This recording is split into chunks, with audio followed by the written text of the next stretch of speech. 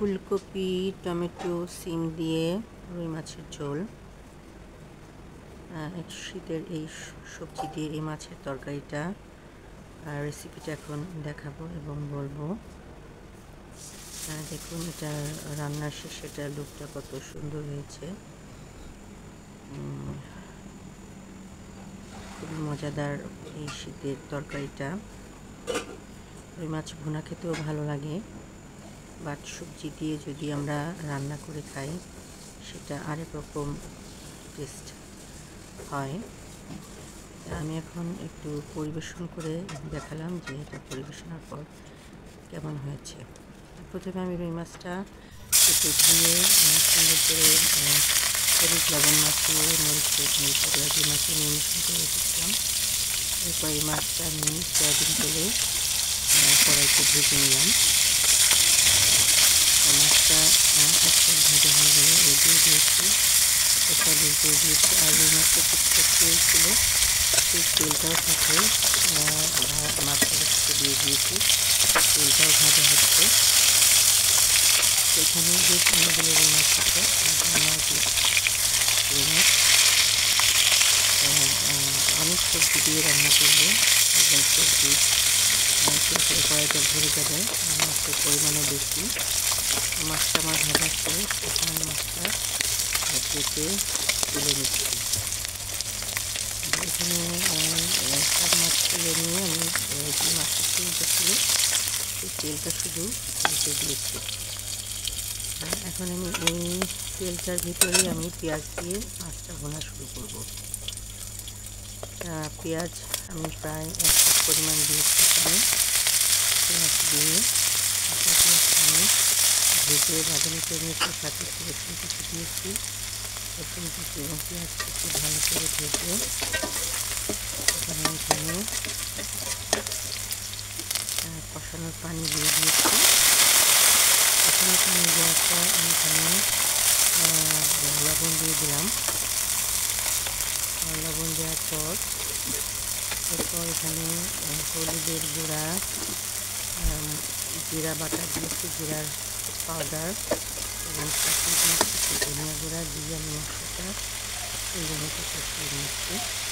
এখন রুই মাছের যেটা কোপ্তা বা বলে সেটা দিয়ে দিলাম, দিয়ে কষিয়ে নিচ্ছি। কষানো মশলার সাথে কষিয়ে নিচ্ছি। আর আমি টমেটো যেটা কেটে রেখেছিলাম সবার আগে টমেটো দিয়েছি। টমেটোটা ভালো করে কষিয়ে নিচ্ছি, সাথে কাঁচামরিচ দিয়েছি। ভালো করে টমেটোটা যখন একটু ভাজা ভাজা হয়ে আসছে তখন আমি এখানে সিম দিয়ে দিয়েছি। সিম দিয়ে সাথে আমি নেড়ে দিচ্ছি টমেটোর সাথে।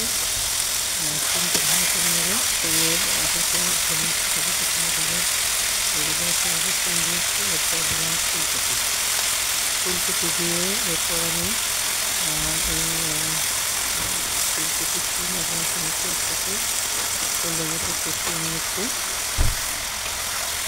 এখন ভালো করে কষতে যেটাকে কষিয়ে এখানে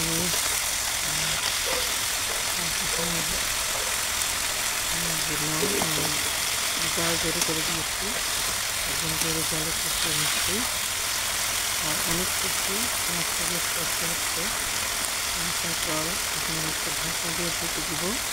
ঢাকনা দিয়ে ঢেকে দেবো। এরপর এই সবজিটা ভালো করে কষে রাখবো। লবণ একটু কম হয়েছিল, লবণ দিয়ে দিলাম। লবণ দিয়ে আমি আবার ভালো করে নেড়ে করে দিলাম মশলাটা। এখানে এর ভিতরে আমি টমেটো, লাল ফুলকপির সাথে খুব সুন্দর একটা রঙ হয়েছে। ঢাকনা দিয়ে ঢেকে কিছুক্ষণ কষিয়ে এরপর আমি ঢাকনা তুলে এখন আমি সবজিটা আবারও উল্টে পাল্টে নেড়ে দিলাম। এভাবে সবজি থেকে পানি বের হয়েছিল, সেই পানিটা যতক্ষণ কমে যাবে ততক্ষণ আমি নেড়ে করে দিলাম। তারপর নেড়ে চেড়ে আমি সুন্দর মতো সবজিটা একদম ভালো করে কষিয়ে নিলাম। সবজিটা প্রায় কষানো হয়ে এসেছে। ভাজা মাছটা যে রেখেছিলাম সেই ভাজা মাছটা একটা প্লেটে তুলে নিয়েছিলাম। ভাজা মাছটা এখন এখানে রয়েছে। ভাজা মাছটা এখন এরকম মুচে মুচে ভাজা, এই ভাজা মাছটা কিন্তু এই অবস্থায় খাওয়া যায়। একদমই 100% হয়ে গিয়েছে।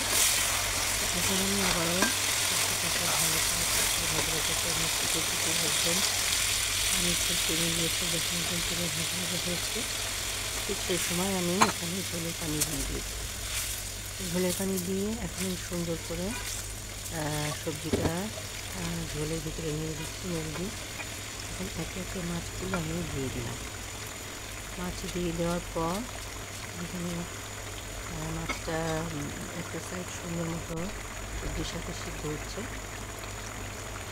মাছের অংশ কিছুটা সময় সিদ্ধ হলে এরপর আমি এই মাছটাকে উল্টিয়ে দেবো। উল্টিয়ে দিয়ে মাছের অপর সাইডটা খুব সুন্দর মতো সিদ্ধ হয়। এখানে আমি মাছটাকে একদম সুন্দর মতো উল্টিয়ে দিচ্ছি আর সুন্দর করে জাল করে নিচ্ছি।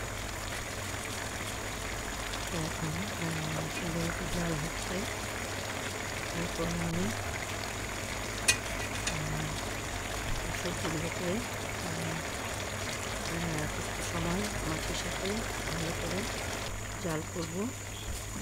মাছের ভাজার ভিতরে একদম তরকারি ঝোলটা একদম পূর্ণ মতো ঢুকে যাবে এবং মাছটা সুসিদ্ধ হয়ে আসবে।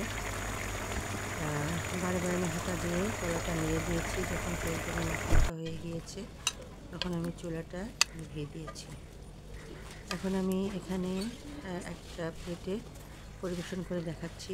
এখন সবজিগুলো একদম আস্তে আস্তে হয়েছে, একটা কপিও ভেঙে যায়নি, আর টমেটোটা একদম গলে মিশে গিয়েছে। টমেটো গলে মিশে গেলেই খেতে ভালো লাগে। এরপর মাছগুলো একে একে প্লেটে বেড়ে দিয়েছি। মাছ সবগুলো প্লেটে আসলে জায়গা হয়নি, কয়েকটা মাছ বেড়ে দিলাম। বেড়ে দেওয়ার পর এখন এই যে তরকারিটা সুন্দর কমপ্লিট। প্লেটে বেড়ে দেখালাম। এখন একটু ভাতের সাথে এটাকে পরিবেশন করে দেখাচ্ছি। একটা প্লেটে কিছুটা ভাত নিয়ে এই যে বেড়ে দেখাচ্ছি। একদম কপিগুলো আস্তে আস্তে রয়েছে এবং সুন্দর দেখতে অনেক লোভনীয় লাগছে। এখন এখানে আমি একটু লেবু আর শসা টমেটো একসাথে দিয়ে পরিবেশন করব। এটা শসা টমেটো লেবু দিয়ে খেতে অনেক ভালো লাগবে এই তরকারিটা। আর এই শীতের সময় শীতের সবজি দিয়ে বিভিন্ন রকম মাছ খেতে আসলেই ভালো লাগে। রুই মাছটাও সবজি দিয়ে রান্না করে খেলে অনেক মজাদার হয়। আপনারা বাসায় রুই মাছকে সবজি দিয়ে রান্না করে খেয়ে দেখবেন। এটাও একটা মজাদার রেসিপি। যাই হোক, আজকে এই রান্নার শেষে এই পরিবেশনটা কেমন হয়েছে দেখুন। এই যে এটা মাছগুলো একদম আস্তে আস্তে রয়েছে, ভেঙে যায়নি, আর সবজিগুলো